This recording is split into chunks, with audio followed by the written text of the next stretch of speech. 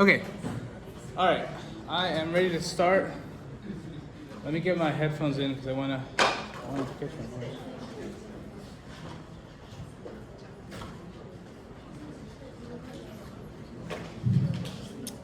Well, let's hope it's loud enough. Okay.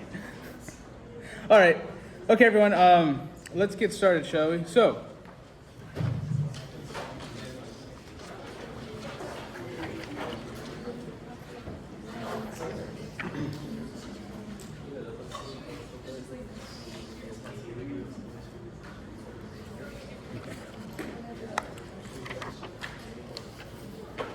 all right. So, starting off with question 1 from Farhad's exam. So, question number 1 on Farhad's exam. This is a really important question because it tests you on the knowledge of, do you know how to use state symbols? And do you know what each little thing means, right?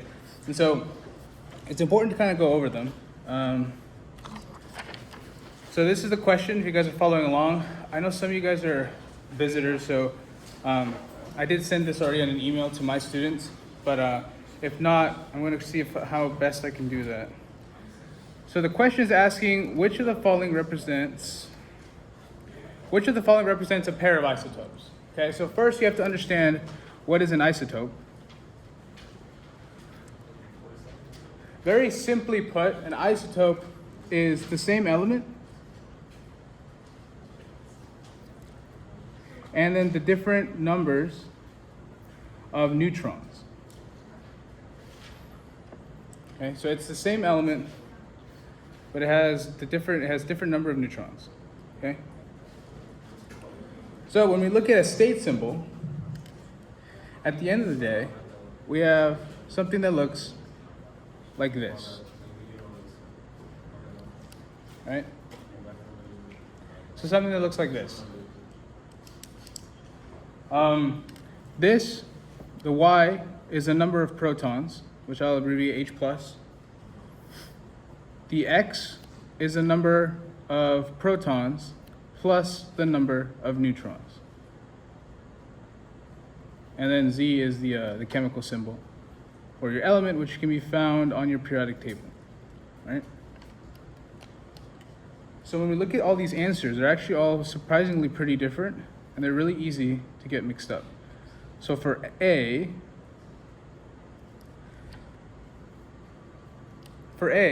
you should immediately think, wait a second, those aren't even the same elements. Therefore, they can't be isotopes.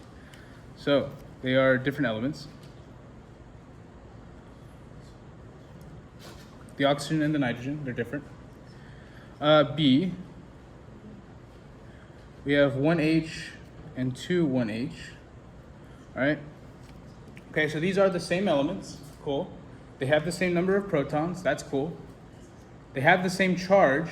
That's cool. And they do differ by 1 neutron. So B, in this case, is the correct answer. So I'm going to just say good. Right? Because we have same element, diff, neutrons.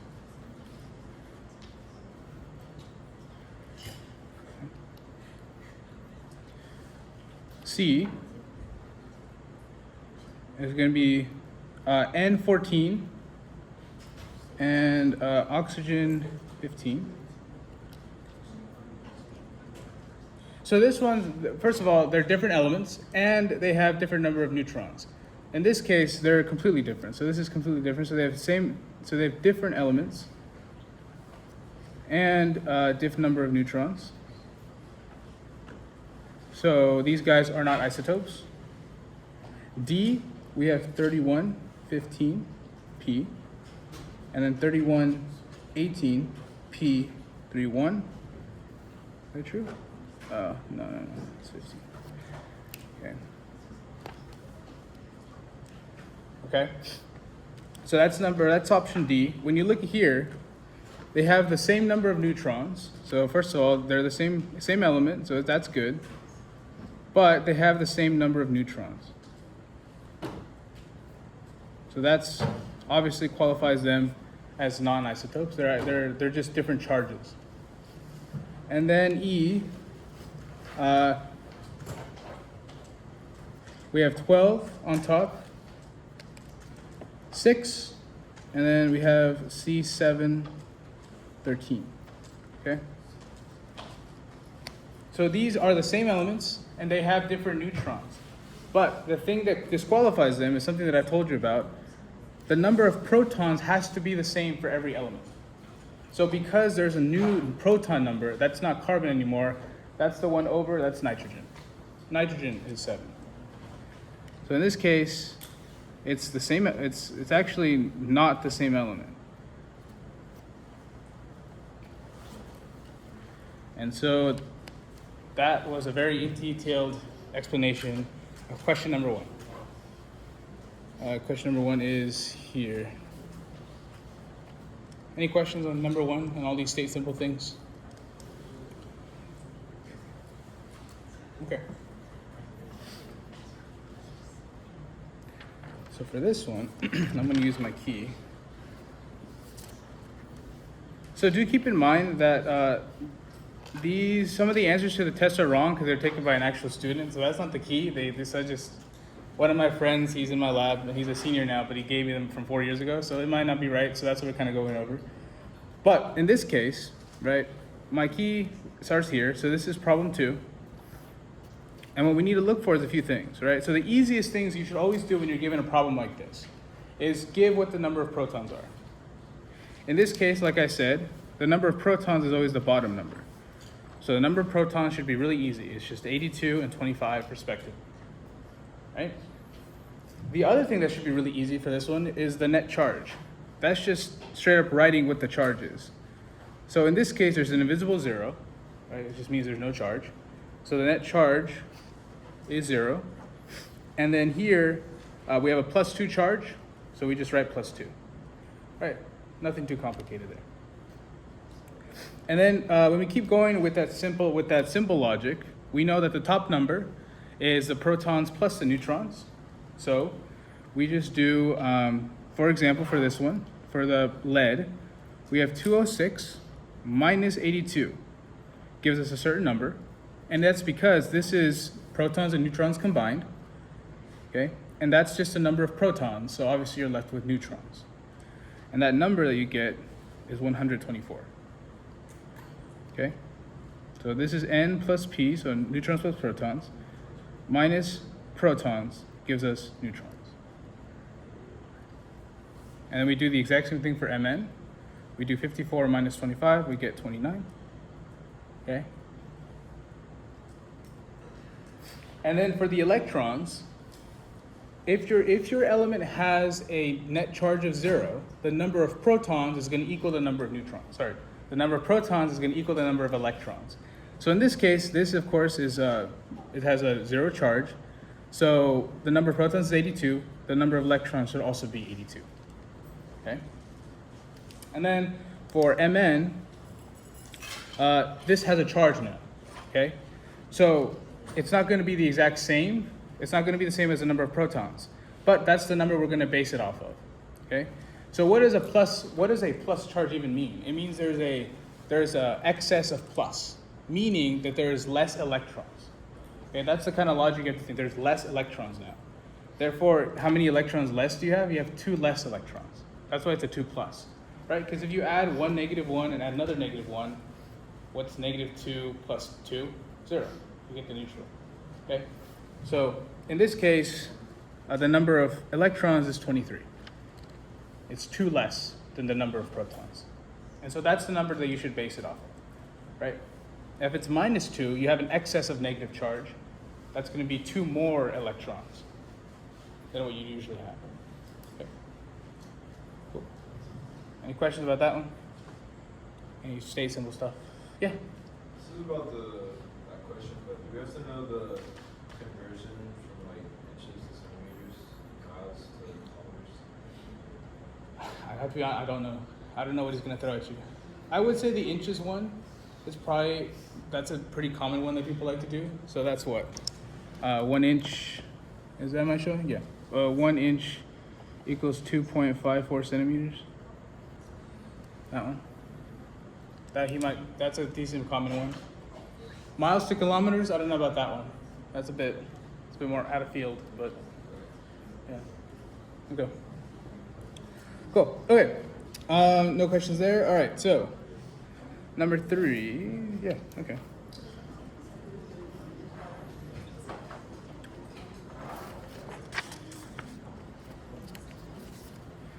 So see, if you guys look at number 3, this is a very easy way for your professor to teach multiple different nomenclature concepts all in one question.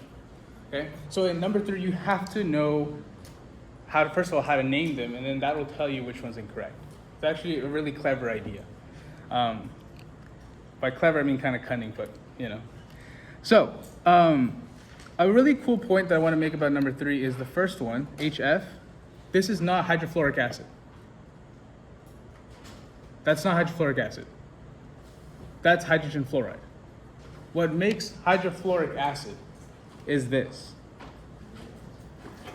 That is a true acid if it has an aqueous on behind it. Okay? If it doesn't have an aqueous, it's hydrogen fluoride. If it has an aqueous, it's now hydrofluoric acid. Okay? And that's the same for all acids. Okay, so first identify whether something is molecular or ionic, right? So step 1, is it molecular or ionic? Okay. In this case, HF specifically is molecular because both chemical species are on the right side of the table. H is an exception, it can be on both, but fluorine for sure is. And so that's hydrogen fluoride, okay? That's molecular and it's hydrogen fluoride. I could go over the different nomenclature rules, but that's probably going to be towards the end just because that takes a bit of time.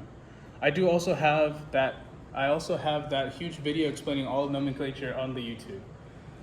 So you are more than welcome to look at that. If you want the link, you guys can tell me about it later.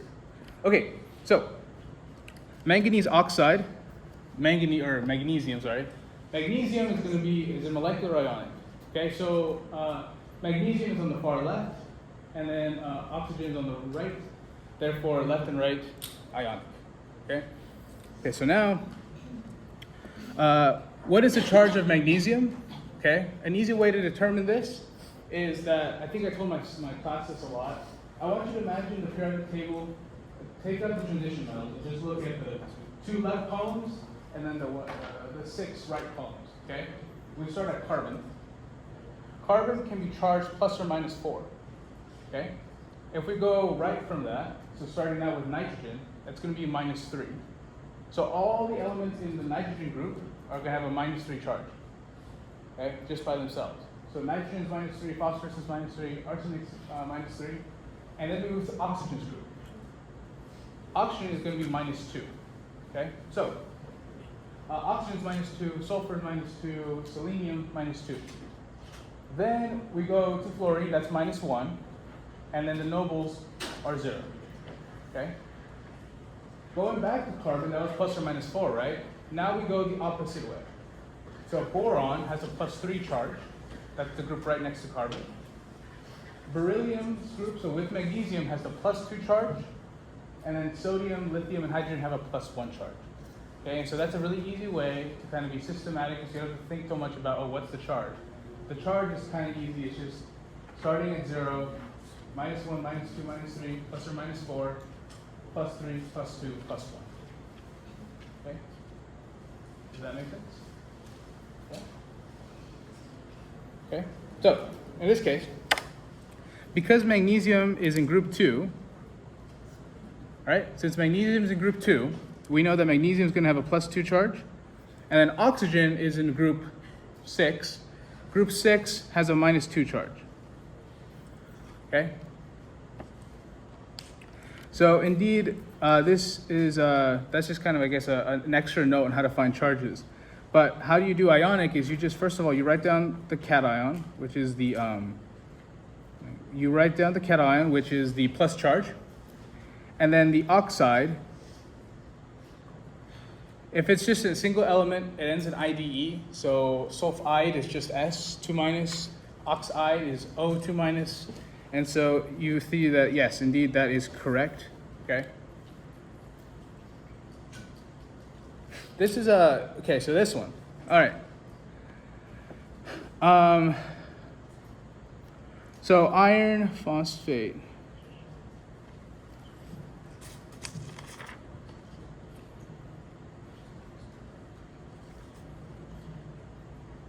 Yeah, okay, yeah, I thought so. Okay, so this is kind of a tricky one, it's kind of subtle. So we have Fe3PO4, all right? But the name here says it's iron 3. So this goes back to charges, okay? So what this is supposed to say, right, is we know that phosphate, this is by something you guys should be familiar with, phosphate has a -3 charge, okay? One thing I suggest heavily is getting familiar with your polyatomics. That's something that you will be expected to know on the exams going forward, and that's something that's not really easy to teach because there's no real systematic method to it. It's just stuff you need to memorize, okay? So phosphate has a -3 charge. Now, according to this name, that iron should also have a +3 charge, okay? Now, a really easy way to kind of go about combining different ionics, different ions, is going like this. I need to rearrange these guys to have the anion on the second step. All I like to do is distribute the charges on the opposite sides, okay? All right? So one thing that should be really evident is that Fe and PO4 have the same charge. Therefore, they're going to become neutral, okay? So you should get something like this, FePO4, because the 3's cancel out, okay? And because they cancel out, you don't write them down. So we look back at what they give us, we actually have something different. This says that Fe is +1. So phosphate keeps its -3 charge, okay? Because we can distribute back. So this is -3. But here, there's an invisible 1. We can distribute that back. Does that match the iron? It doesn't. Therefore, that's the wrong answer. Or that's the right answer, but they're asking for which one's incorrect. So that is the right answer to number 3. It's C, right? So being familiar with how to do these kind of charges and how to assign charges and how they kind of look like as subscripts is important for the exam. Okay. The other ones we've kind of already done, so D and E are very similar to B. It's just looking at ionic compounds, seeing what their charges is based on where they are on the table, and then giving them the name for ionics. Okay, cool. Any questions on nomenclature? All right, cool. Okay, number 4. So for number 4, we're looking for the percent. Yep, before showing. Okay, so we're looking for the percent by mass of hydrogen in ammonium acetate. All right, that's what we're looking for. So what this means, and this is kind of this is a really nice formula I think that makes it really easy, is that you want to do the molar mass. If you're given a problem like this, you want to do the molar mass of the atom, okay, that they're asking for, all right, times how many times the atom appears, divided by the molar mass of everything, or of everything, yeah, of everything, or total, I'm going to call it, okay? And then at the very end, you multiply it by 100, right? So in that case, I'll let you guys write that one down.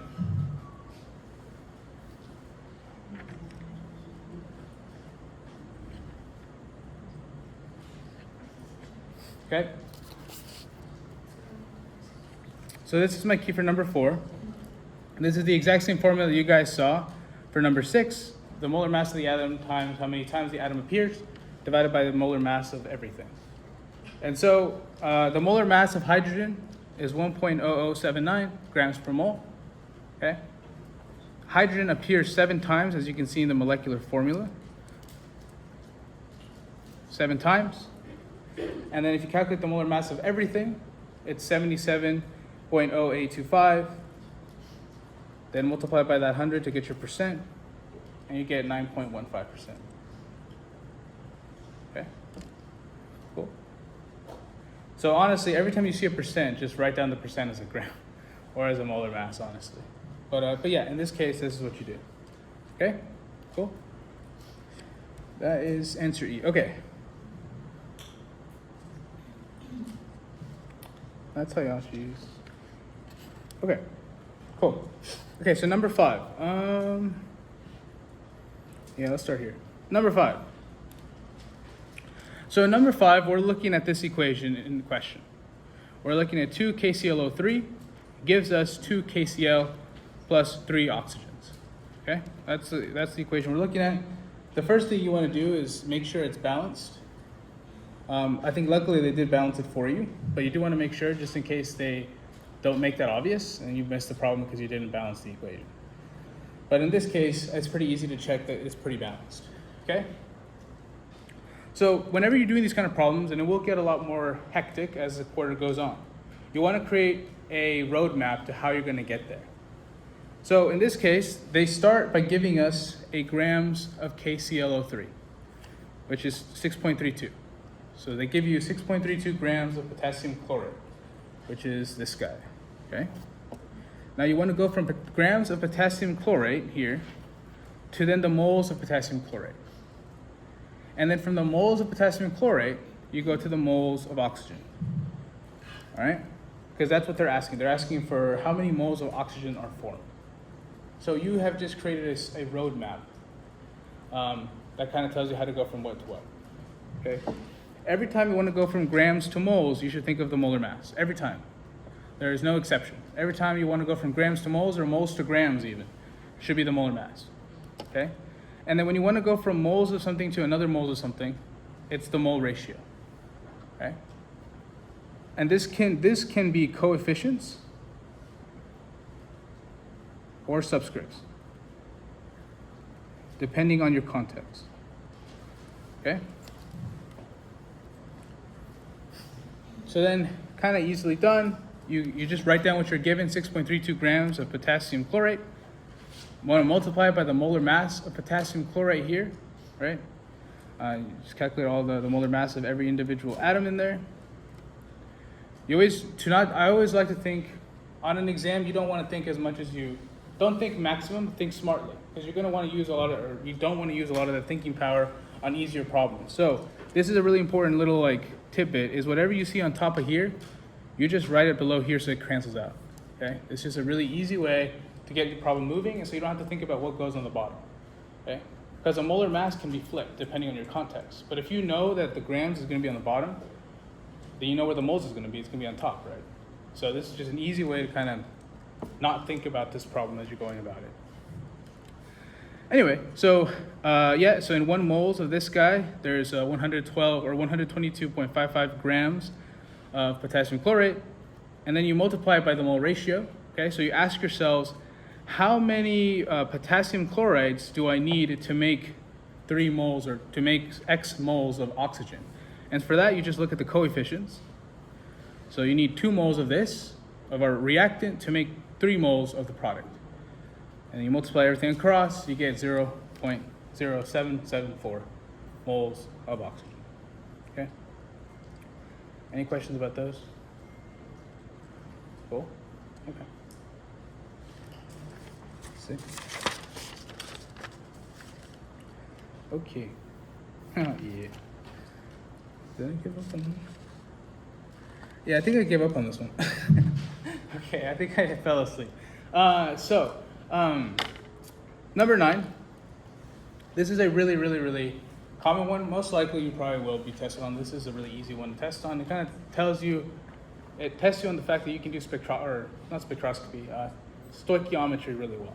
Okay, so when you look at something like this, how this question is going to be asked, this is question 6.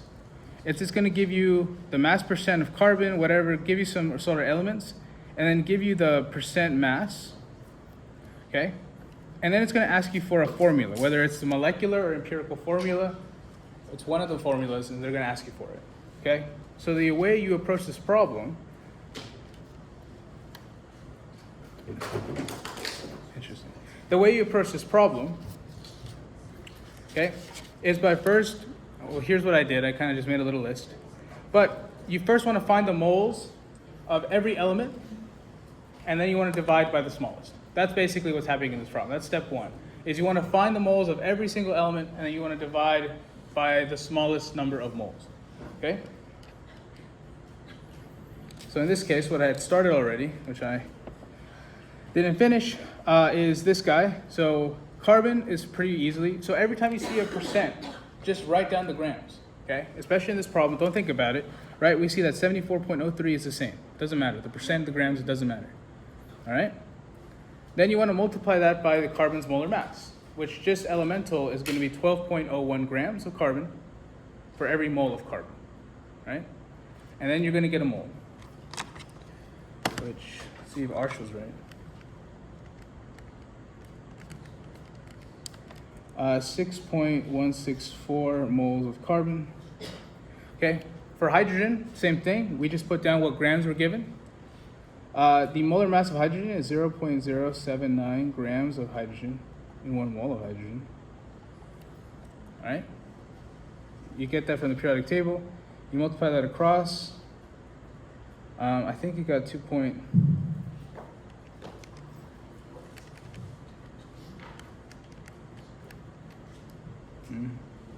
8.6298 moles of H.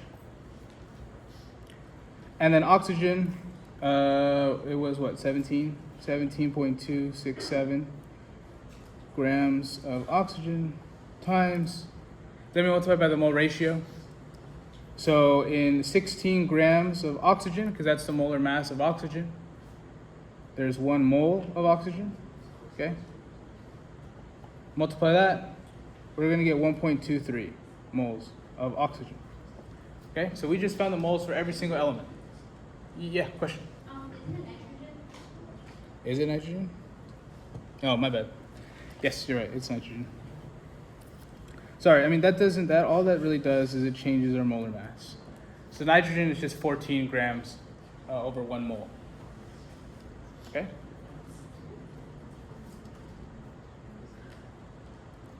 Then we multiply by the smallest, which you guys should be evident is 1.23 moles of oxygen, 1.23 moles of 1.23 moles.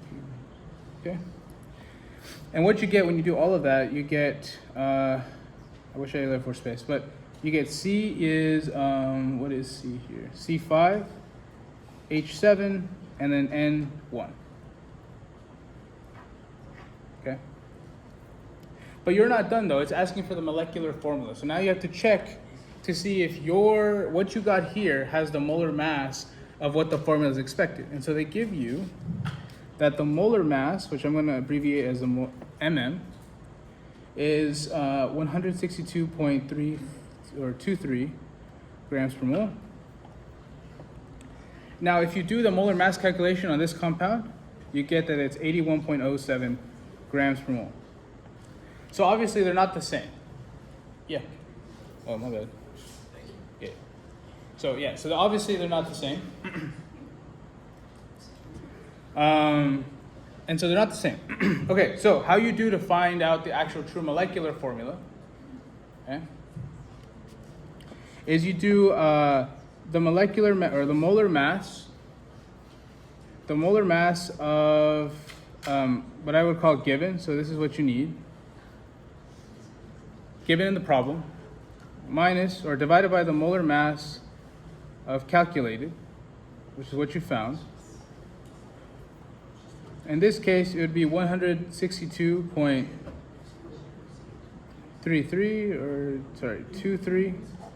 Divide that by 81.07.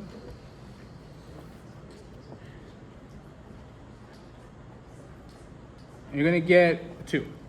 And divide that, you're going to get 2. But what does that 2 mean? At the very end, that means you're going to multiply all your elements by 2.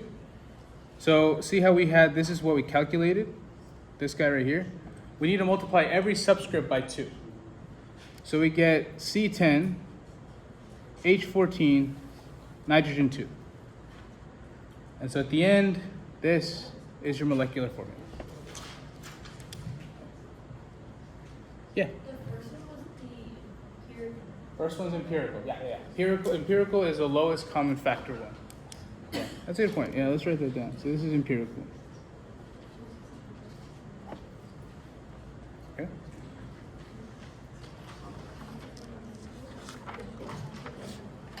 All right. Any questions about that one?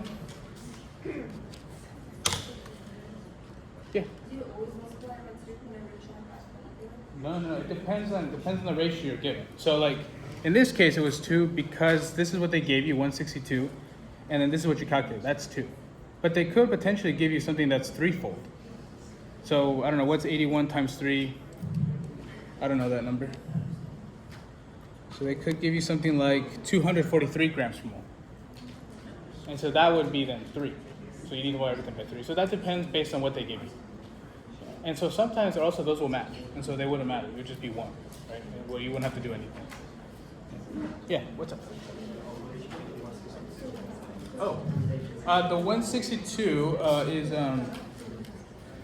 it's given in the problem. That's right there.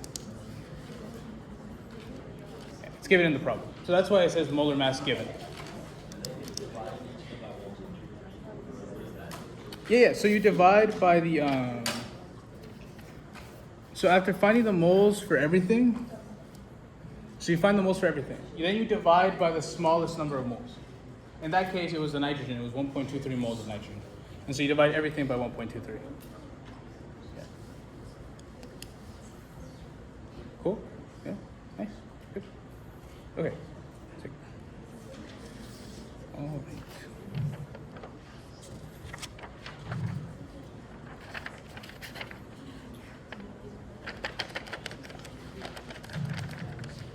Okay, yeah, so this is so from now on, there's a few points, there's a few of these questions that actually involve solubility. So if you're struggling with solubility, this is kind of how you apply these rules that they give you. So number 7, we can actually just do that on this guy. All right, so number 7. So first of all, what I recommend for something like number 7 is just write down the chemicals. Make an equation for yourself.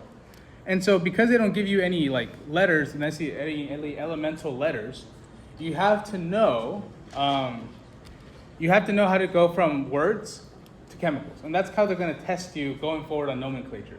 They're never going to ask you about nomenclature directly. They're going to test you whether you can write down the certain elements. Okay, so sodium hydroxide you should know is Na, sodium, and then hydroxide, that is a polyatomic. That is something you should know and be familiar with. Okay, and it says it's aqueous because it says right here in an aqueous solution. Then you want to add nickel chloride. So the nickel, or the little 2 on the nickel, tells you already that there's a +2 charge. All right, and then the chloride is a -1 charge. And you should know that because of the ions on the periodic table. F is on row 7. Row 7s are all -1. Okay. And then they're mixed. And then what happens? So this is also aqueous. When you see like this is called a double displacement reaction, where you switch dance partners. So cations switch around. Okay? So you get NaCl, right? Because Na now goes with Cl, plus nickel hydroxide. Okay? Now you ask yourself, okay, what's going to happen? So all the options deal with precipitation. So now we have to ask ourselves, okay, does something precipitate? And if so, what?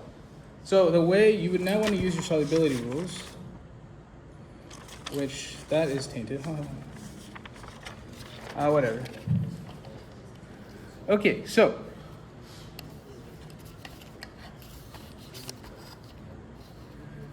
the way you approach the solubility table and the solubility rules is by first looking at the first 2 rows, or the first 3 rules of the solubility rules, okay? These tell you what is soluble, and so because they're soluble, they won't be important in the reaction. So if you have a group 1 metal, if you have ammonium, if you have a chlorate, an acetate, and a nitrate, Okay, so this is why it's important. So group ones, you know, are going to be lithium, sodium, potassium, all those guys in group one, the far left side. This is ammonium. It's a polyatomic you should be familiar with. Chlorates are basically anything that have like a ClO and then like some sort of letter in there, chlorate. So 3 or 4. This is 3 or 4. Acetates, you should know. They look like this. That's a polyatomic you should also know. And then nitrates are NO3 minuses. Okay. So, and then group 2 halides. Halides are just halogens. Okay, halides are halogens. They're group 7 again. All those are soluble basically all the time except for 3 exceptions. And they give you those 3 exceptions. They give you lead, silver, and mercury. So if you see lead, silver, mercury, you know that rule is not going to apply. And then finally, anything with a sulfate. Okay, except for calcium sulfate, strontium sulfates, barium sulfates, lead, and mercury. So that's how you read the first 3 points on the solubility rule table, is you see what is the most soluble. And so in this case, this guy, let's start with NaCl. Well, this is soluble on 2 rules. First of all, the Na is part of group 1, so it's always soluble.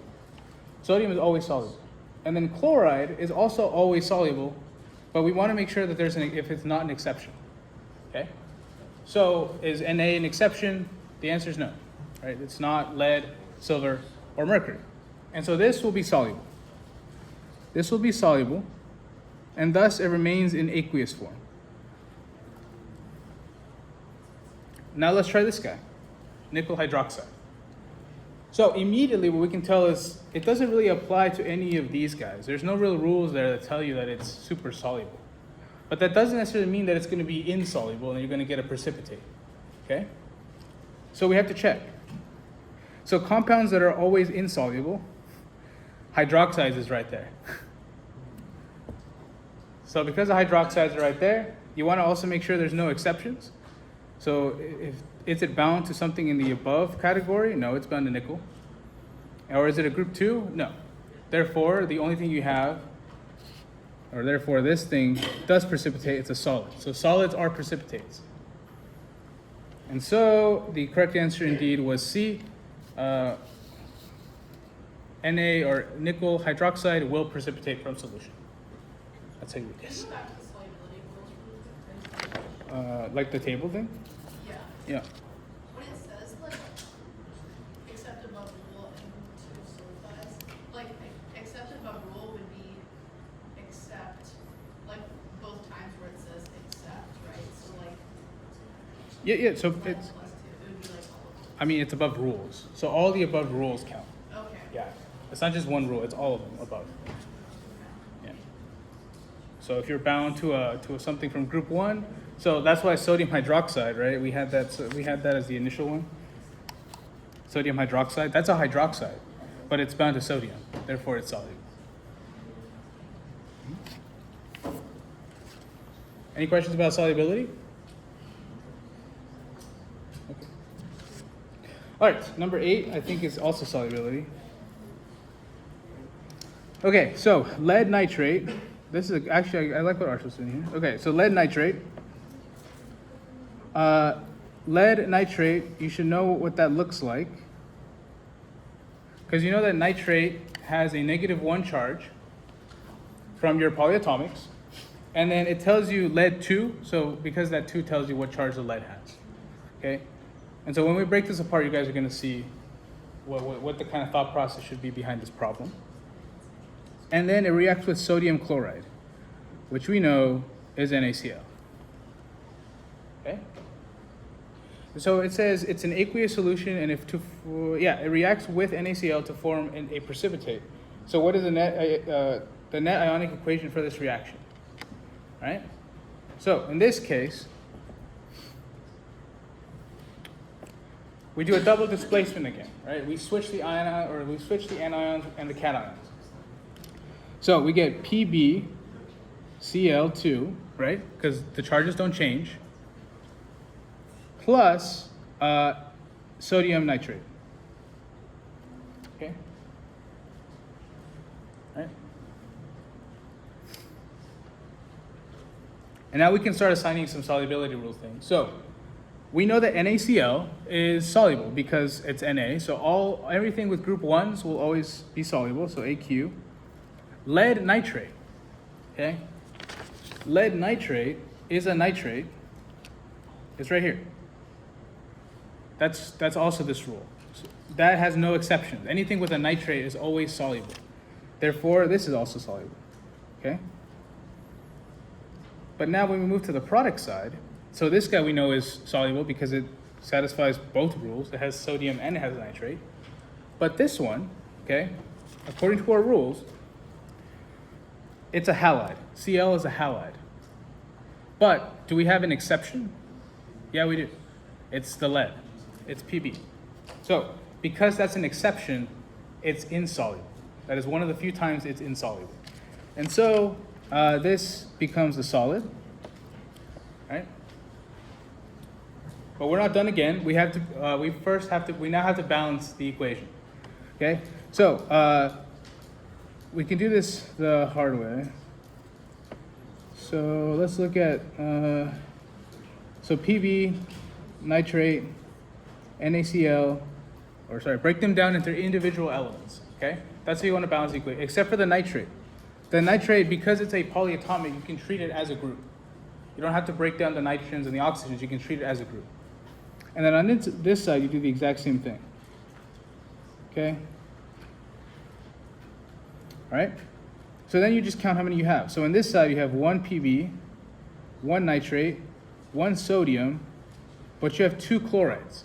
All right? Do you guys agree with that? That's on the product side? Okay? And then on this side, on the reactant side, you have 1 Pb, you have 2 nitrates, 1 Na, and 1 Cl. Okay? Now you want to ask yourself, okay, what's different? So nitrates are different. So you want to, how do you look at the two numbers. We want to get to 2. What number do you multiply this 1 by to get a 2? It's 2, right? So wherever nitrate is, you add a 2. And now you change this 1 to a 2, but that also changes another thing. Now you have 2 sodiums. So this becomes a 2. Right?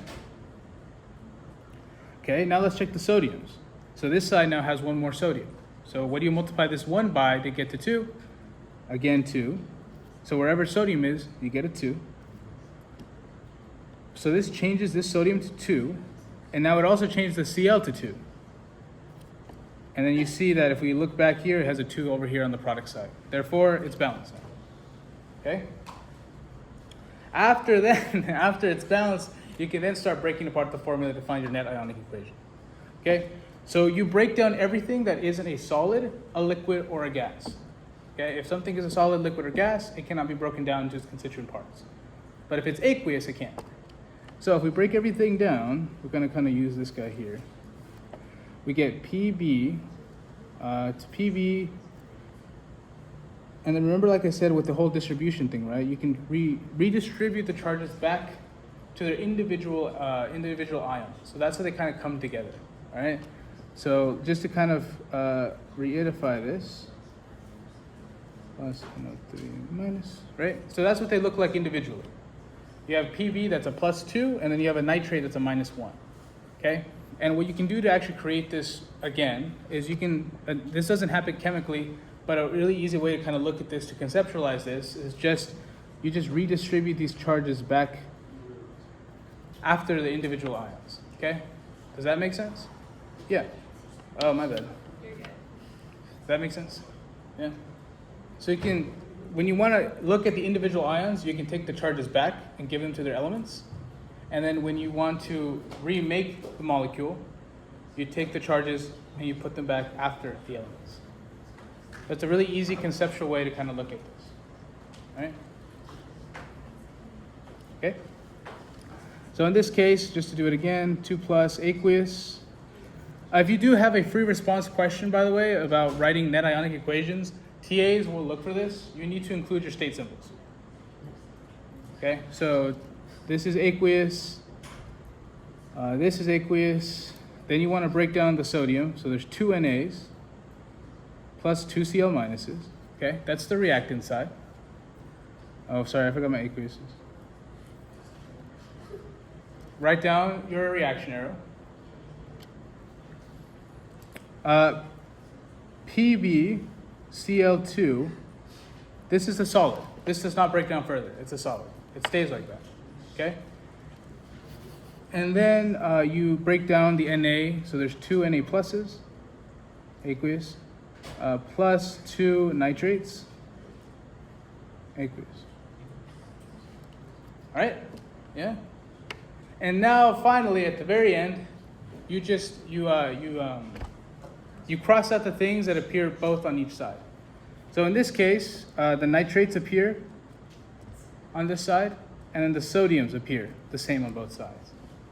Leaving the actual chemical formula that happened is just Pb2 plus aqueous plus 2 Cl minuses give you PbCl2 solid. And that is your net ionic equation. Yeah. Go over it again? Yeah.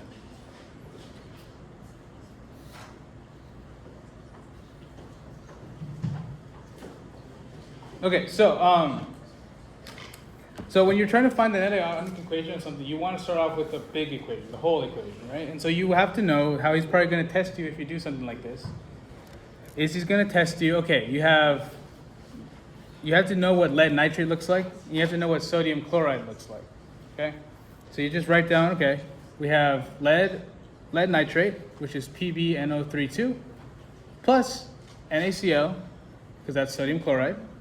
And that gives you should be able to kind of replace that yourself, okay? You're gonna get PbCl2 plus sodium nitrate, okay? Now, according to the solubility rules table, Na and sodium nitrate is gonna be completely soluble, okay? Because it satisfies 2 of the rules. PbCl2 though, Cl is almost always soluble except for 3 exceptions. When it's bound to silver, when it's bound to mercury, and when it's bound to lead. In this case, you actually have lead, so that's the exception. So instead of being always soluble, in this time it's insoluble. So it becomes an S, okay? Then you want to balance your equation to make sure everything is, because it's gonna matter when you actually do this. So I always recommend just balancing at the forefront at the beginning.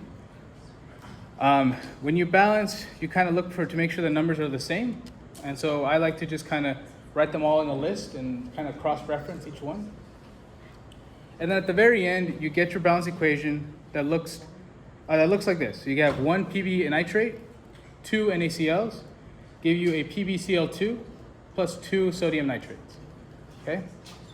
And then the next step, you break them down. You break down all the aqueous things that are soluble, and you break them down into their individual ions.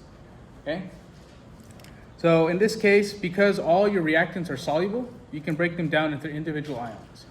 So lead is here, nitrate's here, sodium is here, and chloride is here. Okay? And you do the exact same thing to the products, except the products that are solid, that are gas, and that are liquids. Very common ones are water and carbon dioxide. Those are really common waters and liquids, or gases and liquids you can't break down. Okay? But you can break down sodium nitrate. Then you just take out, or you eliminate, you cross out all the ions that are the same on both sides. So in this case, you have sodium's the same, right? And then nitrate's the same, leaving only Pb, Cl, and then the whole thing, lead, chloride. Yeah? So it's a lot of steps. Yeah? Okay. Any other questions about the net ionic equation stuff? Oh, really quick, just in case he gives you this. So that's carbonic acid. That's carbonic acid in aqueous form. This, if you get this as a product, it'll always decompose into water and gas.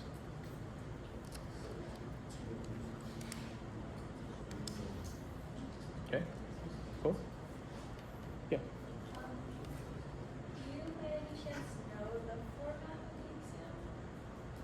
of the exam? Like how many questions, like parts? Like, Like, is it gonna be like some MCQ, some response? Yes. This is a very good representative of what exams going to be. The numbers though can be off because you have more time, so he has more time to torture you. Cool. Okay, so, all right, number 9. If you're having trouble with redox, this is a really important question. Redox is a really good free response question is to balance a redox reaction. And so oxidation numbers are the first step to doing that. And so all of my class, you guys received a paper that told you how to assign oxidation numbers. That's something you should be really familiar with. Okay, you're not gonna have it on the exam, obviously, but you guys should know how to do this. A lot of the rules are very important. Okay? So when we look at this reaction, ultimately what we're looking for in oxidation and reduction is something called oil rig. Okay? Oil rig is an acronym that stands for oxidation is losing electrons. Oxidation is losing electrons. And then reduction is gaining electrons. So oil rig. Okay. That is oil rig.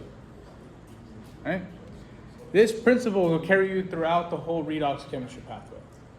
Okay? So when we look at the actual reaction, the really easy points is to identify individual ions or individual elements. Rule number 1 about finding redox numbers is anything that's not charged and in its natural called ground state. So for example, FeS, which is iron, that oxidation number will always be 0. Okay? The same thing for copper, will always be 0 because it has no charges and there's nothing else bound to it. Another thing is this, O2. O2 is in its elemental form. That is also 0. That is not -2 or -4. That's not -4. That has no charge. It's in elemental form. That is 0. Okay? Yeah? All right. So now we got to look at this stuff. Okay? So in this case, what we're looking for is, all right, so we have copper nitrate here, and we have iron nitrate here. Look very similar, right? So, a really quick and easy way to do this is look at your what your polyatomic is. That's nitrate. What is the charge of a nitrate? You guys should know this. Should be -1. Okay. How many nitrates are there? There's 2 of them. You guys see the little 2 subscript there? And same thing for here. It's -1, but there's 2 of them. Okay? Now, one of the other rules said that if your molecule has a 0 charge, if your whole thing has a 0 charge, that means all the oxidation numbers within that compound should equal 0. So in this case, let's just do 1 right here, copper nitrate. Okay? So in copper nitrate, you guys can see it's a non-charged molecule. So at the end of the day, we should get 0 on the oxidation number. Okay? That is the whole molecule. For nitrate, it's -1, but there's 2 of them. And so we need to find the oxidation number for copper. So just an X, right? So we have X minus 2 equals 0. We do simple algebra, X equals 2. Okay? So copper has a +2, exactly as written there.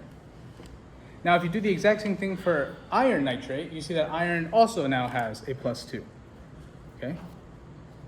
So now we have to actually do the reduction, so to speak, the reduction logic. So we look at iron, elemental iron, and we trace it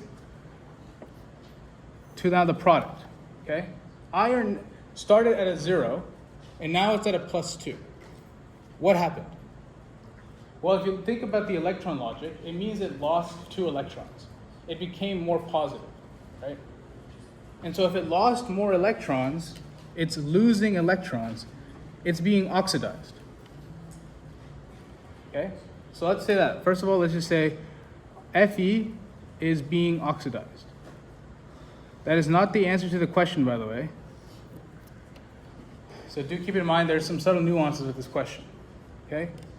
And because iron is being oxidized, the only other thing that changes is the copper. Therefore, if iron is oxidized, copper must be reduced, okay? And then you guys can check that. Copper, so Cu is reduced, okay? And you see you can check that because you start with a +2 and you now end with a 0. How do you get to 0? Well, you add -2, which are the electrons. So it's gaining electrons. So that's reduction, okay? So Cu is reduced, and then iron is oxidized. Okay? But the question is asking, what is the oxidizing agent? Okay, the oxidizing agent is the one that's being reduced. So it's the opposite. This is the oxidizing agent, and this is the reducing agent. Okay? Okay, and then now you look at the options. This is a really easy question I actually get messed up on. So it's not the ions themselves that's the oxidizing agent, it's the whole molecule. So in this case, what is our oxidizing agent? Well, it's copper, but it's not copper because copper exists up here. It's the copper molecule. So in this case, it's B, copper and nitrate. Okay? Any questions about redox? Yeah? Is, like, if you were looking for the reduction agent with just the iron, because, like, are you looking at what's on the reactant? Yeah, so only reactants can be oxidizing agents or oxidizing agents. Can only be agents. Yeah, you're right. So it would be iron by itself. Yeah, it would not be the compound. Right. Yeah, good question. That's a really easy point to miss. Only reactants can be oxidizing or reducing agents. Yeah, that's a good point. Okay, cool. Cool? Yeah. This worksheet? Oh, like the practice test? No. I don't think I don't know if you put a practice test on. This is a email. Oh. This is not an attached email. All right.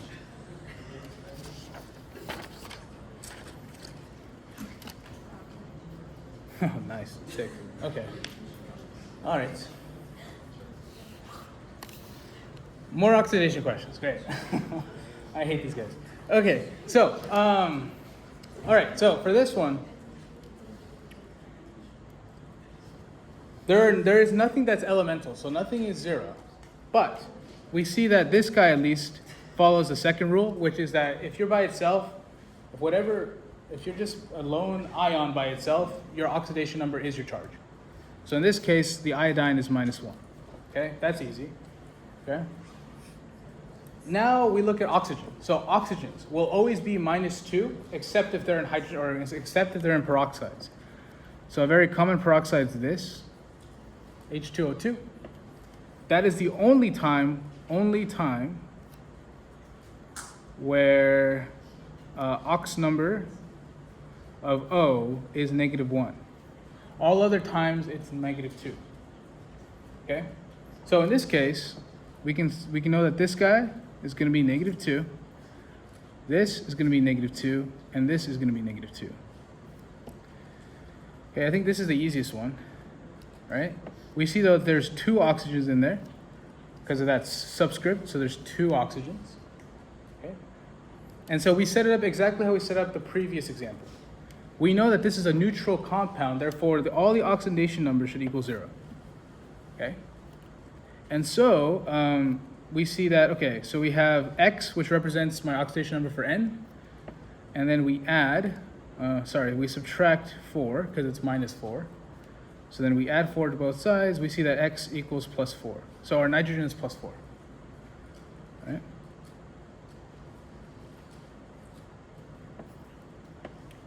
A really important thing to note that people sometimes get mixed up on is that if the question asks you, what is the oxidation number for oxygen?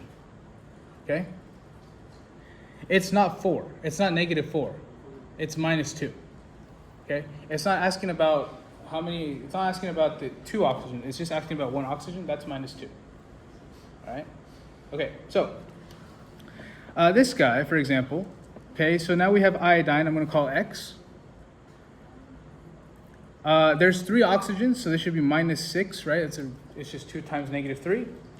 And that all together equals -1, because now this iodide complex called iodate has a -1 charge. Okay? So we add 6 to both sides, and we get X equals +5. So iodide is +5 in this one. Okay. And then this one, similarly, is actually exactly the same, I'm sure. Yeah, the nitrogen, by the exact same math, is now +5 as well. Okay? So what is the oxidation state of iodine? Oh, we didn't even need to do that. So what is the oxidation state of iodine in iodine O3? It's +5. Yeah, that's it. Okay, cool. All right, sick. Cool? Yeah? No questions about ox numbers? No? If you, oh yeah. I know you just went over this, but I'm kind of confused how you got the charges, The charges. like what you wrote above. Okay, you mean like, oh, okay, so basically how this kind of works, I see what you mean. Okay, so we have, let's use this guy for example. That's the one you want, okay? What you want to do to kind of do, or a systematic way to find oxidation numbers is it can be very overwhelming to find them. So what you want to do is you want to go by the list that I gave you. Okay, so number 1, you want to ask yourself, is this a lone atom in the ground state? No, because it has a charge and it's bound to something. Okay, is this a simple ion with just a singular charge? No, because it has multiple things on there. So the next step that's always going to be true is oxygen. Oxygen will always have a -2 charge, except if it's in a peroxide situation like this guy. It's not in a peroxide situation. So therefore, this guy, how are you confused? Do you think this is a peroxide? Is it clear why that's not a peroxide? A peroxide only has O2. Yeah. Okay, cool. All right, so in this case, we know that 1 oxygen is -2 always. And because there's 3 of them, you have to multiply everything by 3, because that's going to account for the total charge of the molecule. And then the rule number 4 you should always go is, for complex molecules, the charge of the molecule is going to be, the oxidation states of the individual atoms within a complex molecule will equal the charge of the overall molecule. So this is what this math means, right? So overall, the oxidation state for the whole molecule is going to be -1. Okay? And then we fill in what we know. Well, we know that oxygen, there's a -2 charge for 1 oxygen, but there's 3 of them. Okay? And then we're trying to find X. So it's going to be X, -6 equals -1. We add 6 to both sides, and X equals +5. Does that make sense? Yeah, that does make sense. I think I was just confused because we were looking at like the other like the Yeah. No, you're right. Okay. Yeah. Sorry. I went a little farther down. Yeah. We only needed that. Yeah. Yeah. I was gonna say that, is that we just needed to look. Yeah. Sorry, that's on me. I didn't read the last part of the question. That's on me. But that's more practice for you.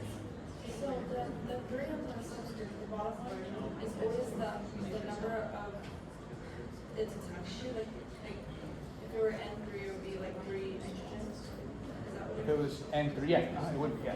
So yeah. So yeah, you're right. So let's say this doesn't exist naturally, but if you had something like this, 2 iodine. you have to compute for 2 iodines. You would add 2x instead. Okay, I was confused with that one, is that? Yeah, you'd have to use 2x instead. Exactly. And then if it asks you that's a good question, right? What if it asks you what is the oxidation number of iodine? Straight up, you now have to divide by 2 at the end because of the 2 there. Cool. Okay. Sick. All right. Any other questions? Okay. Cool. All right. Free response time. All right. My one advice for free response questions is you might not know how to do the question, and that's fair enough. Okay? But always, always try at the very least. Convert something to moles, do something simple, because there might be some extra credit points in there. And that's what TAs are always trained to do, is to look for extra credit. So in this case, exactly what Arsh kind of picked up on, right? So number 11 is asking, iron is a biologically important in the transport of oxygen in red blood cells to the lungs and various organs in the body. I actually work with this protein, so I'm unfortunately very familiar with this system. So iron is used to do this, okay? In the blood of an adult human, there are approximately 2.60 times 10 to the 13th red blood cells with a total of 2.90 grams of iron. On average, how many iron atoms are present in each blood cell? Okay, so what you have to do, this actually requires a little bit of like intuition. The first thing you need to recognize is you need to find out how much iron is in one blood cell, because that's what it's asking, in one blood cell. So what you do is you have to divide 2.9, which is the grams of iron, and you want to divide them into how many cells there are, okay? And guess what that is? You've just created a ratio. That ratio will be used in your calculations. So that is how many grams of iron are in every blood cell, okay? Does that make sense? That sort of chemical intuition, that kind of math, physics-based thing, that you have to find out how many grams of iron are per cell. Okay? All right? So we have this guy here. Right? So that's how many grams of iron we have per cell. And so that's why this helps us, because now we have a 1 on the bottom. Okay? So it's effectively like we're starting, what I like to call, we're starting anew, because now this is like it was given in the problem. Okay, because we have 1.1 times 10 to the negative 13th grams of iron. Okay? Then we got to go from grams of iron, how many atom? Okay, grams of iron to moles of iron, and then from moles of iron to ions of iron. Okay?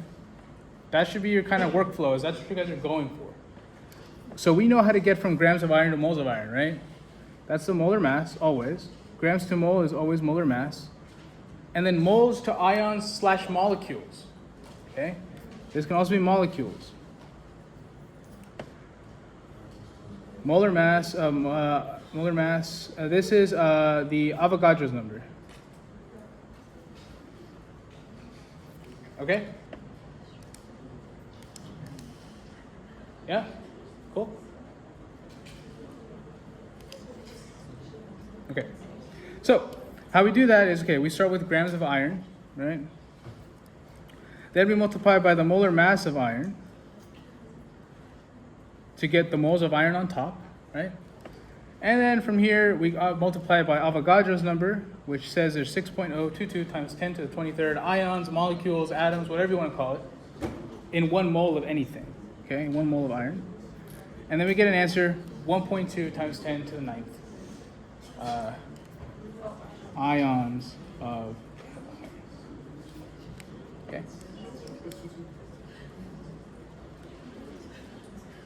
Does that make sense, everyone? Yeah. So doesn't it just make it more complicated to like add the blood stuff? Can we just like imagine it as like grams?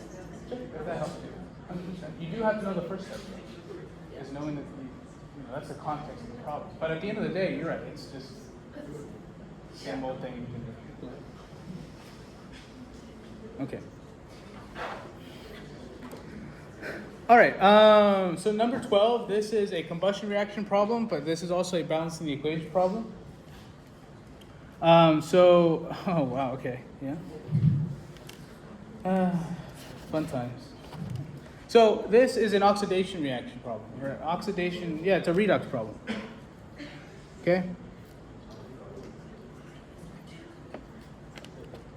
So you first have to figure out what you're doing. And this one we might have to switch over because it's a little more involved. And I don't have enough space. Okay, so number 12. This is methanol. Oh, speaking about methanol, you guys should be very familiar with your organic nomenclature. At the very least, the very simple organic nomenclature, right? How do we go from number of carbons in a thing and then calling it what it is? That could be something. Just Hayashi asked about that, and your professor he was an old organic chemist, so he's probably very, very fond of organic chemistry. CO2, H2O, gases 1. Okay.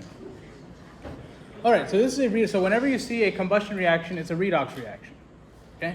So in a redox reaction, the very first step is figuring out what is the oxidizing reagent what is the oxidizing agent and what's the reducing agent? Because then we have to make a half reaction, and then from the half reactions combine them to create the whole reaction. So very first thing we have to do, exactly what Arsh was doing, is we have to get the oxidation numbers of stuff. Oh, interesting. I've never seen that before. Okay. So, oxidation number of this guy. It should be pretty easy, right? Because it's a diatomic, it's by itself, it has no charge. This one's going to be 0. Right? Then we have, let's go to these guys. This one, oxygen will always be -2 except in a peroxide. Is this a peroxide? No, because it looks like this. Okay? O double bond C double bond O. A peroxide looks like this. The O's right next to each other. That's a peroxide. If it doesn't have those O's next to each other, it's not a peroxide. So in this case, it's -2, right? And this one, we only need to really care about using that 2 to find out what our 4 is. It's going to be +4. Okay? Iron, same thing, or for water, it's going to be -2 on the oxygen, and every hydrogen is worth +1. That's true. All right? Does that make sense so far? Okay. Methanol is not necessarily more difficult. Okay? So we have a +1 charge here, a -1 charge here. Yeah, -2, my bad. -2 charge here. My +1, +1, +3. Okay. So this is going to be kind of interesting. You're going to see something kind of cool. So hydrogens are always +1 for the most part, except for hydrides, which hydrides you should not see, hopefully. But they're there on the oxidation worksheet. Okay, anyway, so hydrogens are +1. These hydrogens are also +1. This oxygen is -2. We know that already. Those are rules already been established. Okay? We set that all equal to 0. Okay? We add all these things up. What do we get? We get X for this carbon here. We need to find what this carbon is. X minus, so that's what, +1, +4, -2, that's -2 equals 0. So we get that carbon is +2. All right? Does that make sense? I want you to note, though, that this carbon, you would expect the carbon to be around +4, +4, -4, right? That's kind of what I told you. This is an exception. This is why carbon is not one of those rules you should rely on, because carbon varies based on what it's bound to. Okay? So now we know everything, or all the oxidation numbers. So now we can actually assign stuff. So, as you can see, this carbon here goes from +2 to +4 in the products. How do you go from a positive number to an even more positive number? Well, you have to lose electrons, right? So if you lose electrons, you're being oxidized. So the oxidation half reaction is going to involve methanol and carbon dioxide. So oxidation half reaction is going to involve methanol going to carbon dioxide. Don't switch the products and reactants. Just, we know that methanol is a reactant, so just keep it on the reactant side. And we know that carbon dioxide is a product. Keep it on the product side. Okay? Okay, so now if this is the product reactant, this then must be the thing that's being reduced. Is that true? Oh, yeah. Why is carbon plus 2 instead of minus 2 on the method. Is that what the math says? Let's see, 0 plus 0. Oh, my bad. Yep, sorry. I think that's right. X equals, so that's plus 4 minus 2. Oh, okay. I see. Yeah. Yeah, so that's my bad. That's going to be minus 2.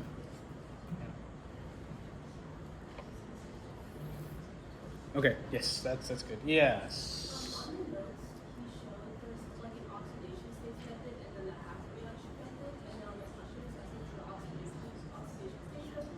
So is it just a half reaction or are they like the same? I always found them to be there. You need one to prove the other.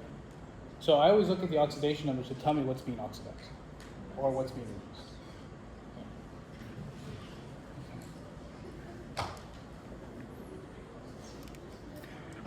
So regardless what's happening, right? We see that we go from a -2 to a +4. Okay, so that's still an oxidation. It's just now even more oxidized. Okay, so this is good. Now for the reduction half reaction. Okay. For the reduction half reaction, we go from oxygen, gas, to water. And I hope that makes sense, right? Because the oxygen is going from a 0 to a -2. How do we get from a positive number to now a negative number? Well, we add some negatives, and those negatives are in the form of electrons. Okay. So now you have the two half reactions. Okay. All right.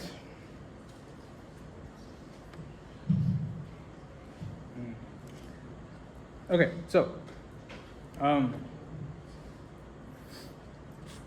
let me see what I can find through here.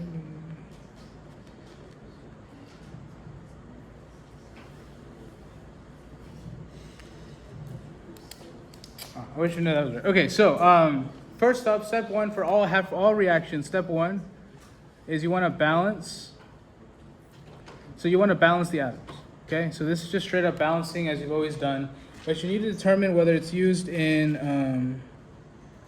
you want to use if it's in acid, which it doesn't really tell you. Okay. Oh, you have to know that this is an acid.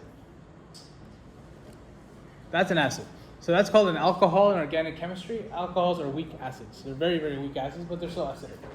So that's an acid. So you're doing this in an acidic environment. Okay? So how you do this is you want to make sure you balance. All right, so we have one carbon, cool.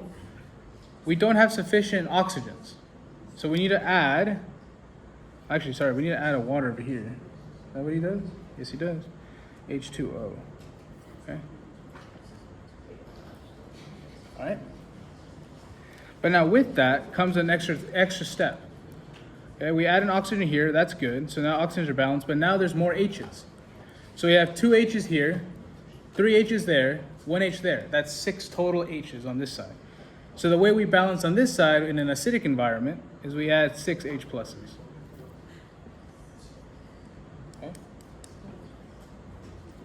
So you only have 2 choices to add. You have water and you have protons. You can't add anything more. And especially in an acidic environment, it's just water and protons. Okay? Okay? Yep, sounds about right. Okay, so from here, you're going to do H2O plus CH3OH is the CO2 plus 6H pluses. Okay. Now for the oxidation half reaction, you do the exact same thing. So in this case, we have 2 waters. In this case, we have two oxygens here, and we have a water there. All we got to do is just add a 2 in there, and now we have balanced the oxygens. Okay? And now, with that comes another thing, though. We have now hydrogens, protons. So we add 4 protons.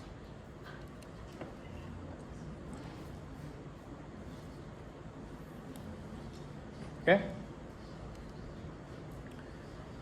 All right, so now we want to start doing another thing. Okay, so once that we've balanced all the atoms, now we want to step 2, we want to balance the electrons.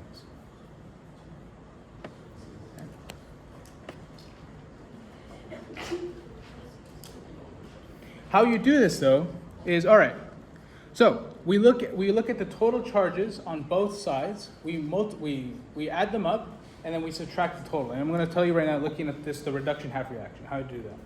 Okay? So what is the total charge on this side? Well, oxygen contributes what?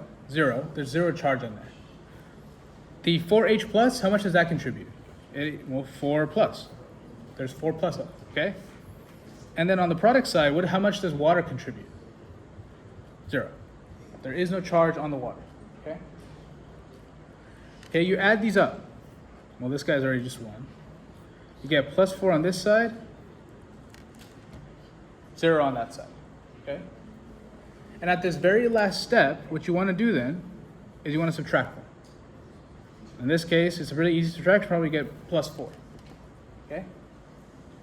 And then, so this is how many electrons are going to be placed somewhere, all right? So then you ask yourself, what side is most positive? In this case, what side is most positive? It's the 4 plus side. So the 4 electrons goes here. Does that make sense?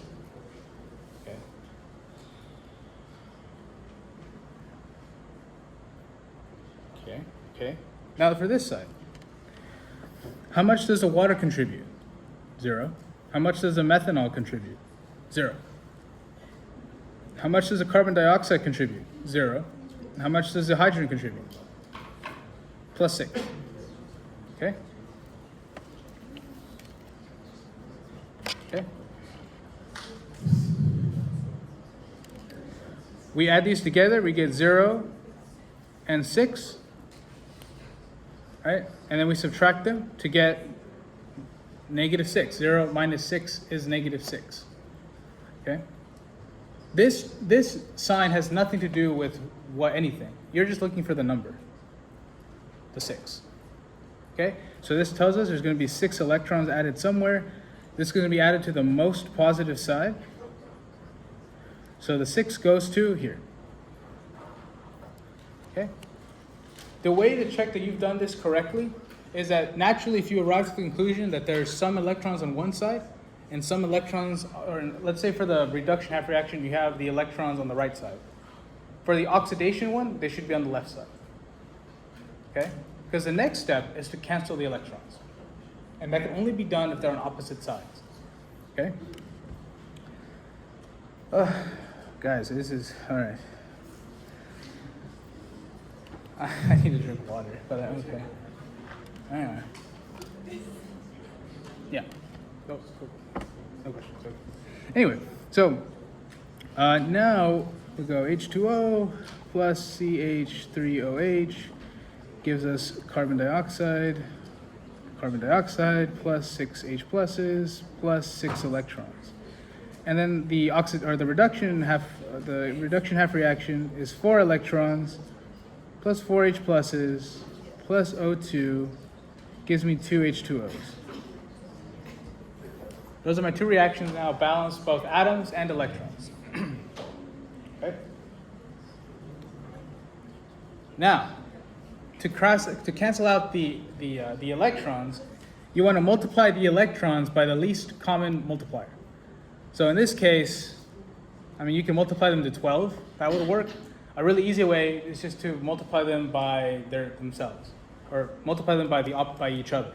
So you could do the 6 and multiply that by 4. That'll get you 24 electrons. And the same thing here, 6 get 24. Or you can do, if you, I'm not good at mental math. I just got lucky today, I guess. You can multiply this by 2 to get 12, and you can multiply this side by 3 to get 12 on this side.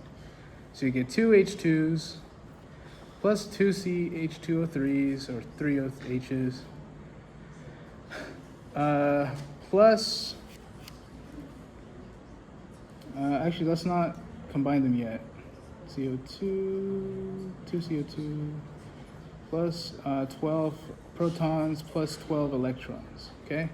And this side the same way, there's 12 electrons plus 12 protons, oh wow, plus 3 oxygens gives us 6 waters, okay? Everyone see how we got there? It's this side. Okay? Oh, yeah. Yeah, I'm still a little confused, like how you got the 3 and everything. Can you just like go over the part again? Oh, like the 3 and the 2? Yeah. Yeah. It's the least common multiple. So when you're looking at like, so you want to get the number of electrons to be equal. Okay? That's the ultimate goal. And so a really easy way, like I said, is to just multiply them by each other. So you could have done the easiest way to do this is you have 6 electrons and 4 electrons, right? You could just multiply them by 6, so the 4 gets multiplied by the 6, and the 6 by the 4. So you could have done that. That's the easiest way, and that's the most intuitive way. I just got lucky with mental math, and I can multiply by 2 and the 3. Yeah, of course. Okay. So now when you get to this, Does it always work just to see that if you have 6 protons, just add the 6 electrons without doing all that subtraction? No. That might not be the case. Yeah, you want to do each step separately. Yeah. We got lucky again.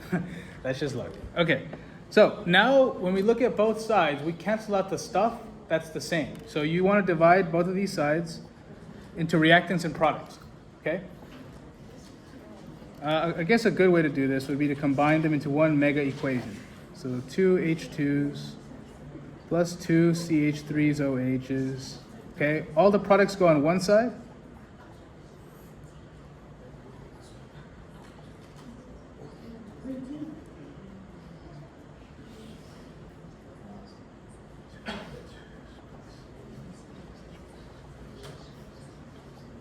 Okay.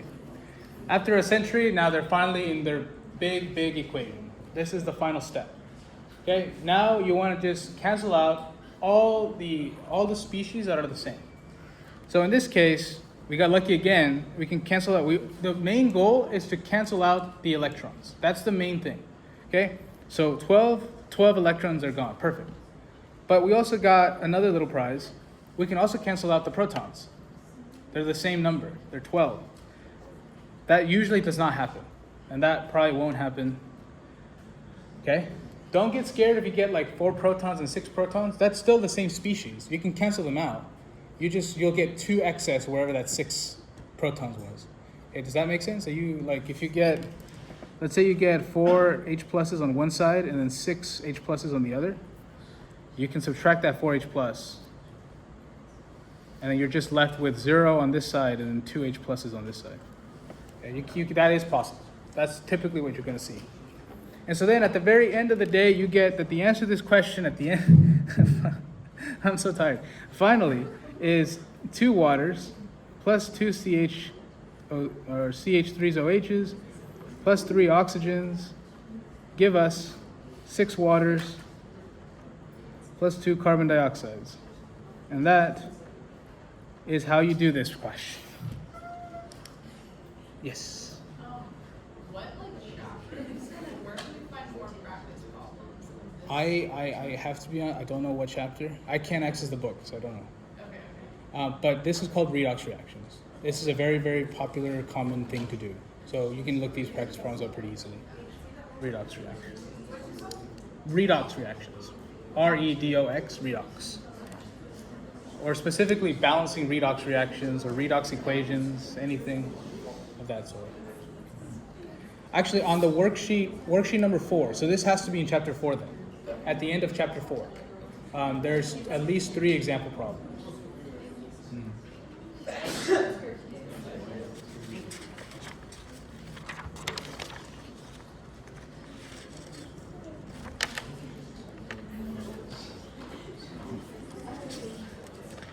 All right, 3 more.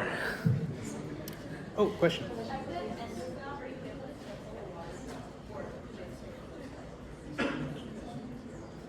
Oh, is there 2 waters? Yeah, good catch. Yeah, you can. Yep.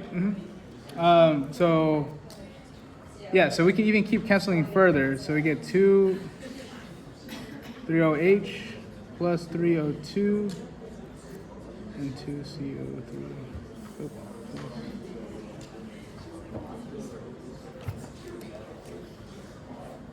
good catch. Yes, you can. Yes.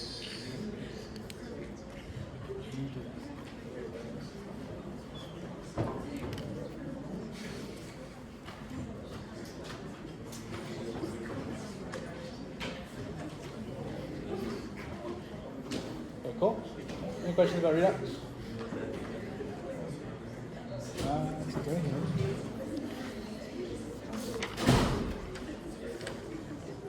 Okay, I will not go over another redox question tonight just because these are really long, and but there are 3 of them on worksheet number 4, and oh no, I could do these redox. There's like 3 of them here, but they're really long. They're on YouTube though. They're all on YouTube. At least I did them on my channel, so they're all on YouTube. Yeah, I can do that. Yeah. Afterwards, if you guys are not in my sections, you guys can come up and I can give you the resources that I've been giving my students to help you. Great. Will you be posting this on YouTube too? Like this guy? Yeah. Hopefully, that's the hope.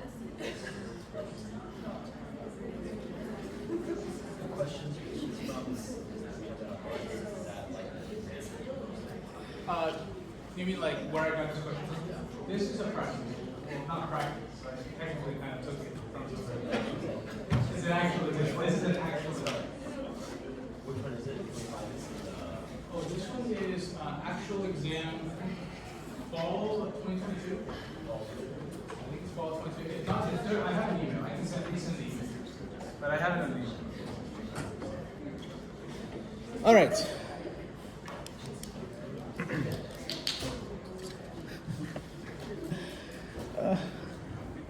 My voice is tired.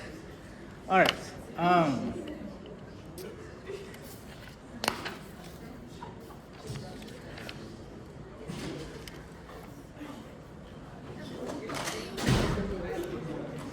right, number 13. All right, everyone, number 13. Okay. Number 13 is an excellent use of dilution problem. So here's number 13 for you guys to look at. It asks, a solution was prepared by mixing 50 mils of 0.1 molar nitric acid and then 100 moles of 0.2 molar nitric acid. Calculate the molarity of the final solution. Okay? So, a really good way to start with this is you guys have to understand that you're adding volume to volume. The volumes are different now. Okay? So yeah, you get 50 and 100, but now you have a total volume now of 150 milliliters. Okay? Okay? Now, what you want to do, the reason why this equation is so important, the M1V1 equation, is because it relates something, right? Molarity times volume is what? It's just moles, okay? So this is moles of 1, and this is moles of 2, right? So if these are different ways to get moles, all you really have to put then, or all you really have to find is the number of moles that are given by each solution, and then you add the moles, and then you divide by the volume. That's how you get new molarity, okay? So in this case, you just straight up do, you go from volume that they give you to then molarity, well I guess specifically moles, okay? Okay, and then you do that for each thing. So this is volume of 0.1 molar, I'm gonna call that, to moles of 0.1 molar. And then you do also the same thing for the volume of 0.2 molar, and then the moles of 0.2 molar. Okay? So what you do is, or what Arsh did, I guess, is, I don't know how you like, or how you guys like doing it. I like doing it in milliliters, but I'll do it in acid or in liters in this time. So they give you that there's 50 milliliters, right? So 0.05 liters, that's what 50 milliliters is liters. Then you multiply by the molarity, which it says in 1 liter, there is 0.1 moles of HNO3, and that's going to give you a certain amount of moles. And the moles here is going to be 0.005 moles. Okay?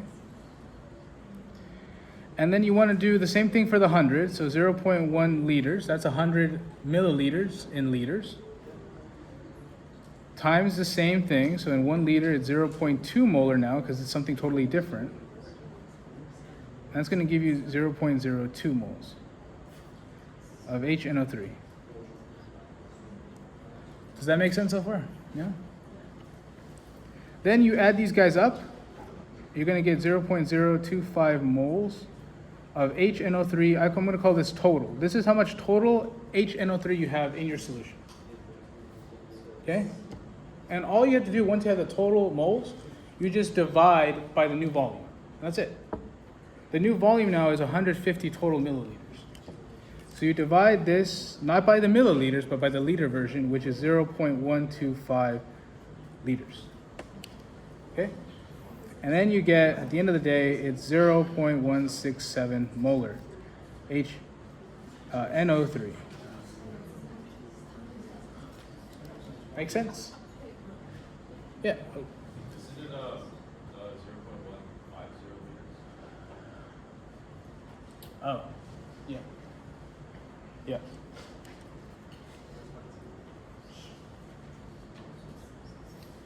Yes, there's a 1 there. There's a 1 there in front.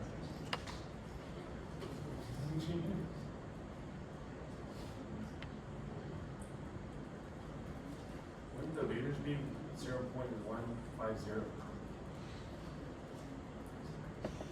Oh. Let's just switch that, yeah? Yeah, 0.15 almost.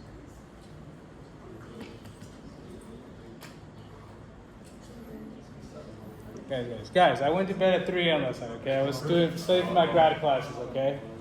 All right, okay. So this is that's question 13. But yeah, all right. Any questions on 13 again? Does that make sense? You guys? Oh, sorry. Yeah. How did you get the answer? Did you multiply this? Like to get. Oh. Okay. I see. Okay, I see now what I did. Okay, so the actual thing would be where's Arsh's things? Oh. 0.25 moles. Divide that by 1.5. Yeah. Okay. So this just comes from from adding the number of moles from each step. So the numerator is just 0.025 moles, and then this bottom number, 0.15 liters, comes from 150 milliliters. So that's just 150 milliliters in liters. That's all it is. That's the conversion of the plasma.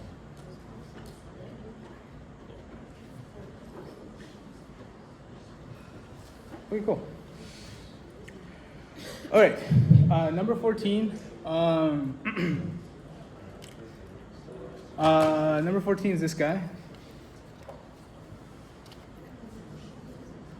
So in number 14, a 7.66 grams of sample of silver nitrate is reacted with BaCl2 according to the following equation to give 4.34 grams of AgCl. What is the percent yield of AgCl? Okay, so yeah, you can go over that at the end. Okay, so what you want to do is they give you automatically, they give you, okay, 7.66 grams of AgNO3. That's what they give you, okay? This is the reactant number. I want you guys to differentiate this 7 number, the 7.66, from the 4.34 grams. They're different numbers. The 7 number refers to how much you put in. The 4 number refers to how much you got out. The 4.34 number will be important for the last step. So we can ignore that, but how much they give you is the 7.66, okay? Okay, so kind of doing this little map again. We're going from grams of our reactant to moles of our reactant, which is, then from moles of reactant to moles of our product, which is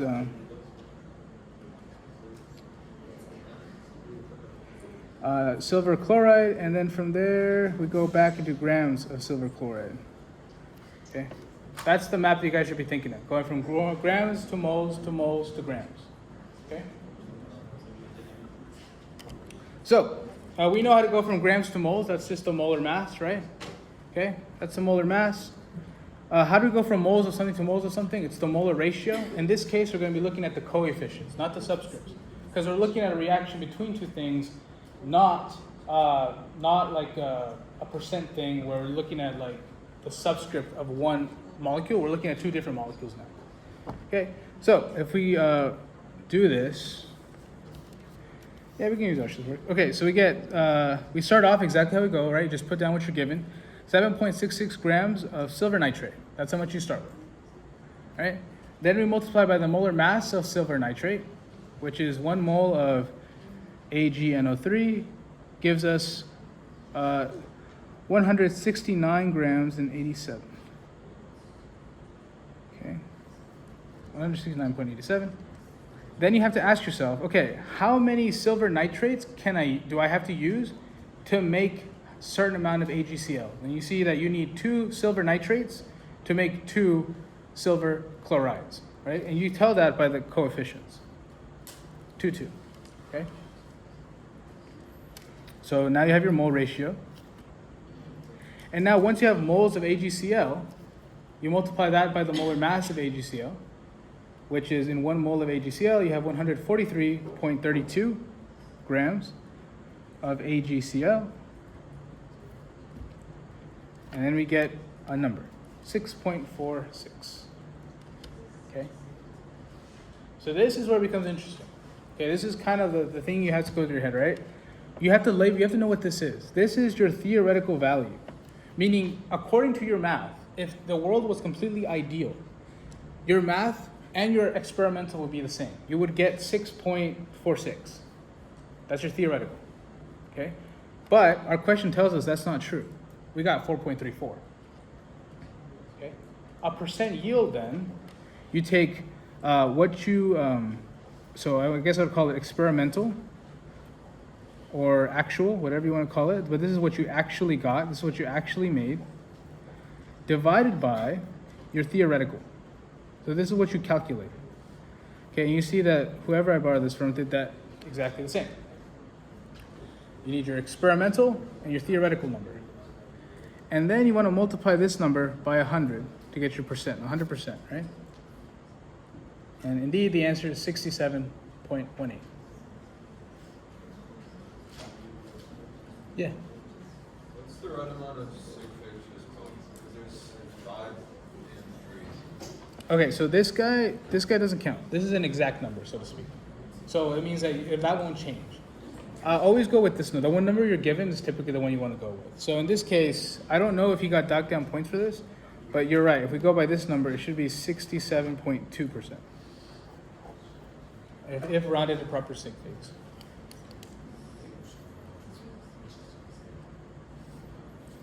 Any questions on this guy?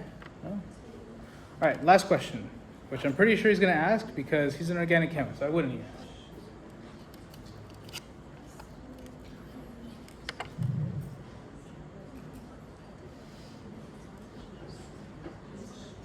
Nice. Okay. Let's see if I can do this. Okay, number 15.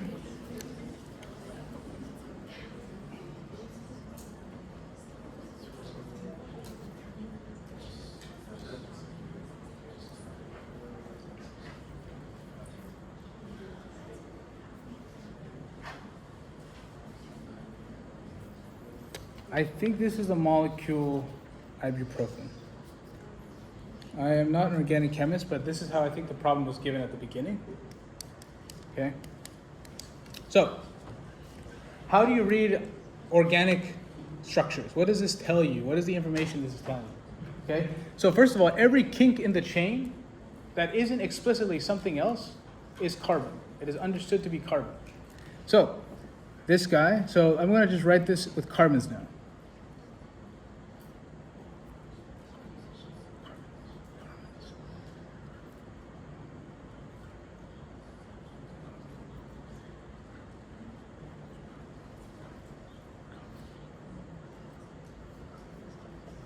That is the molecule expanded into the carbon notation. Okay? Now, the places where you see the double bond right here, these guys, that's a double bond. So you want to add that on. 1, 2, 3. Okay? Okay? So, according to the rules I gave you earlier, right? Fluorines are always -1s, oxygens are -2s, nitrogens are -3s, carbons are ±4, and then so on backwards. That ±4, the reason why that exists is because carbon always needs 4 bonds to itself, okay? If it's not explicitly bound to anything else, it needs to be hydrogens. So let's start with here, right? This carbon. Does this carbon have 4 atoms attached to it? Or sorry, does it have 4 bonds attached to it? It has 1 here, 2 here, 1 there.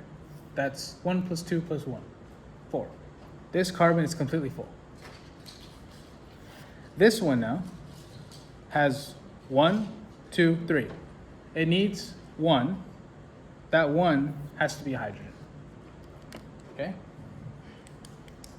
This one now, how many bonds does this carbon have? Only has 1.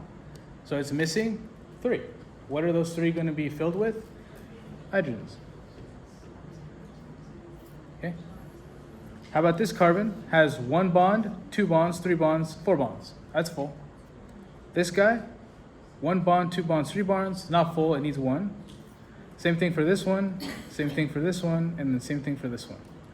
All those have 3 bonds, so they need 1 hydrogen. This guy has all its octet full, it's called an octet, so it has 4 bonds. This one has 2 bonds, so it needs 2 bonds. 3 bonds, therefore it needs 1. And then so on and so forth. That is the extended structure of an organic molecule. Okay? Now, why didn't I eat dinner before? This is crazy.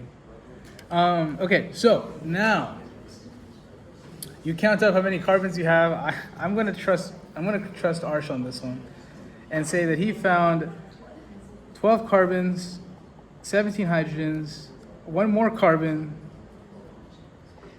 and he found this: C12, H17, COOH.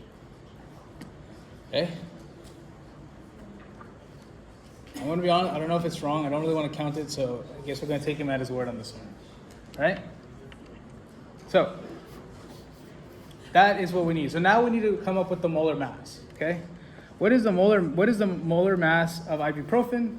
Well, actually, before we do that, why would we need to do that? So it tells you we have 100 grams of ibuprofen, which I'm going to abbreviate IB. We need to go to moles of IB. How do you go from grams to moles every time? The molar mass. Okay? So you need to find the molar mass of this guy. The molar mass of this guy is, this is 206, 18 grams per mole. All right? And then you just do 100 grams of IB times the 206, or times the molar mass, I guess. And then you get 0.49 moles of ibuprofen.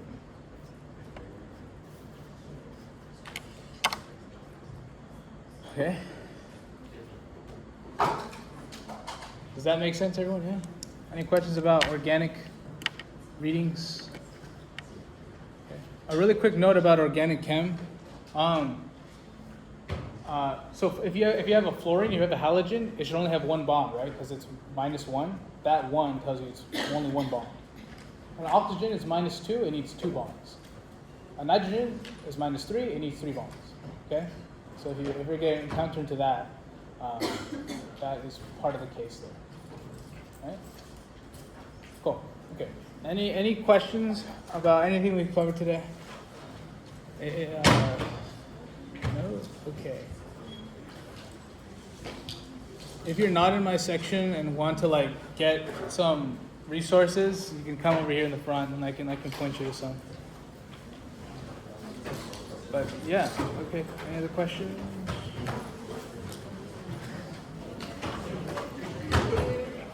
Sure.